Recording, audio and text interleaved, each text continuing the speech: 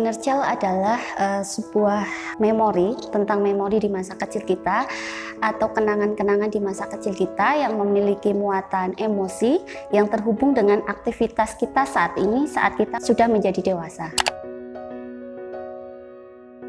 Inner child itu ada yang positif, ada yang negatif. Tergantung bagaimana pola asuh dari individu itu diterima dari orang tuanya saat itu.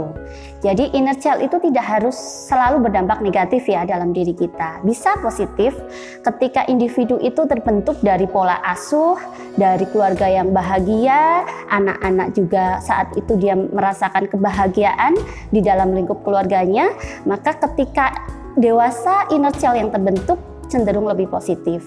Begitu juga sebaliknya, ketika anak tersebut mengalami sebuah peristiwa yang secara intens, tidak menyenangkan, tidak bahagia, pola asuh yang mungkin mengalami pengabaian dan lain sebagainya, maka akan sangat berpotensi sekali anak itu akan nantinya ketika beranjak dewasa akan mendapatkan inner child yang cenderung negatif. Sebenarnya ingatan-ingatan tersebut kan akhirnya membentuk sebuah sub kepribadian dan sub-sub kepribadian dari individu tersebut. Nah, inner child itu kita bisa mengetahui apakah itu masih aktif atau tidak.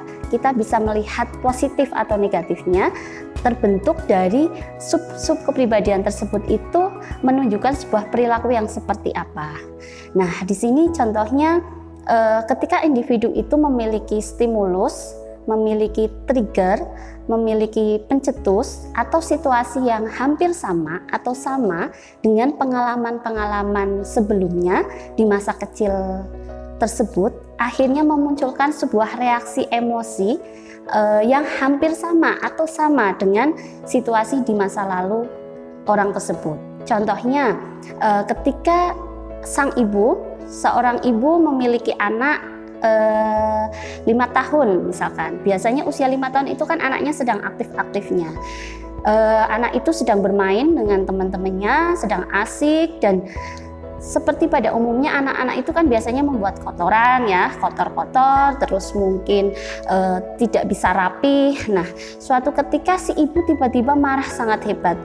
Tiba-tiba si anak itu dicubit, dipukul, dimaki-maki. Pada situasi itu, ego yang terbentuk, sang ibu merasa benar di ego itu karena dia ada dalam posisi ego di masa lalunya.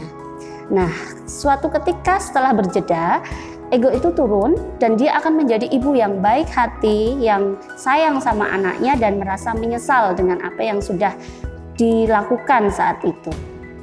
Nah, di sini kita harus waspada bahwa ada potensi inner child di dalam tubuh ibu itu atau tubuh kita sendiri ada yang masih aktif. Kenapa itu terjadi? Karena ternyata si ibu itu menyadari akhirnya, oh ada pengalaman-pengalaman masa lalunya dulu yang sangat intens ketika dengan pola asuh orang tuanya sebelumnya.